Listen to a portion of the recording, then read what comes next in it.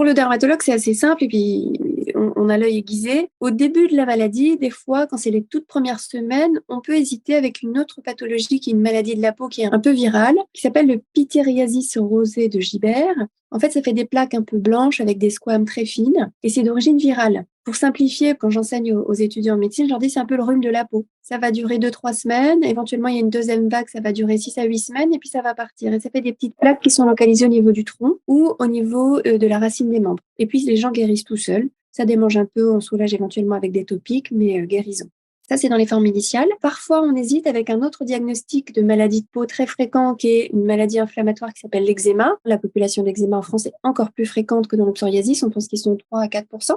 Mais l'eczéma n'a pas le même aspect clinique, c'est-à-dire que les plaques sont pas bien limitées. On dit qu'elles sont émiettées comme des petites miettes de pain sur la peau. Et puis, c'est pas les mêmes endroits. C'est-à-dire que le psoriasis, c'est la face extérieure des coudes, des genoux, les lombes, dans la majorité des cas. Alors que pour l'eczéma, ce sera vraiment la face intérieure des coudes, c'est-à-dire les plis des coudes et les creux popliteux. Donc, c'est pas d'un côté, c'est de l'autre. Et puis, le terrain n'est pas le même. Quand on interroge les gens, ils n'ont pas de psoriasis dans leur famille. En général, ils ont plutôt de l'asthme, également de l'eczéma, de la rhinite allergique, de la conjonctivite allergique, enfin, les autres pathologies du spectre de l'atopie.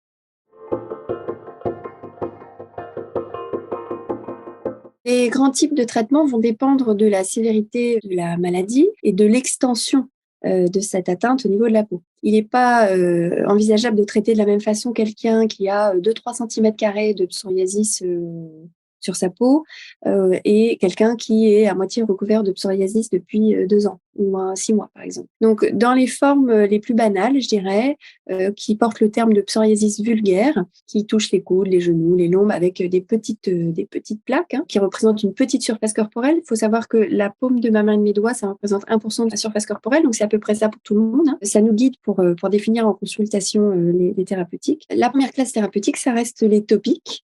Dans les topiques, on a 2 grandes classes, pour faire très simple. Les médicaments à base de dermocorticoïdes qui rendent d'énormes services aux patients et les médicaments qui associent des dermocorticoïdes avec les dérivés de la vitamine D, qui permettent de diminuer la concentration de dermocorticoïdes pour des usages prolongés, qui sont développés sur la différentes galéniques, crème, pommade, lotion, gel, en fonction que c'est une atteinte qui est dans un pli, dans les cuirs chevelus, dans les zones pileuses. Ça paraît du détail, mais prescrire une crème dans les cheveux, c'est pas du tout adapté et ça va pas faciliter l'observance pour les patients. Au-delà des topiques, ensuite, pour les gens qui ont des formes plus étendues, 5, 10, 15% de surface corporelle atteinte. Et des fois, c'est pas forcément des surfaces corporelles très étendues, mais c'est une atteinte de tout le cuir chevelu ou une atteinte génitale, une atteinte des ongles. Alors, les ongles, c'est des petites surfaces de la main, de la peau, mais c'est quand même très invalidant quand c'est sensible et douloureux. Et bien, dans ce cas-là, on va proposer un traitement systémique parce que, par exemple, les crèmes ne pénètrent pas bien dans les ongles. Donc, ce sera des traitements par la bouche ou par voie sous-cutanée. Donc, il y a différentes molécules avec des usages, des indications et des contre-indications variables, des données d'efficacité distinctes. Et ça, c'est tout à fait prescriptible en dermatologie de ville ou par des médecins généralistes qui seraient très, très à l'aise avec le psoriasis. Ensuite, on a la photothérapie qui est une prise en charge qui a moins d'intérêt maintenant dans le psoriasis depuis que des nouvelles molécules sont apparues il y a maintenant 20 ans. Depuis les années 2000, on a une révolution thérapeutique dans le psoriasis. La photothérapie a quand même un intérêt pour certains patients qui pourraient ne rien avoir d'autre. Mais ça nécessite des venues 2 à 3 fois par semaine pendant plus de 10 semaines. Donc, il faut vraiment que la cabine soit près du domicile ou du lieu de travail du patient pour qu'il puisse tenir ce rythme important. Et enfin, on a ces classes de thérapeutiques assez innovantes, les biothérapies, qui comprennent différentes classes, les anti-TNF-alpha et les thérapies ciblées avec des anti-interleukines, 12-23, 17-23, qui sont toutes administrées par voie injectable.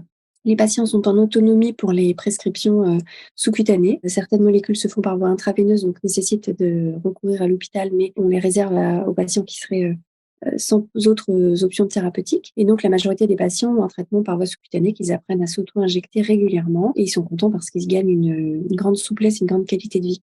Et enfin, il y a de nouvelles molécules qui vont avoir un intérêt pour la prise orale de ces médicaments qui vont offrir d'autres alternatives pour les patients qui seraient éventuellement en échappant des voies systémiques ou des anti-interleukines.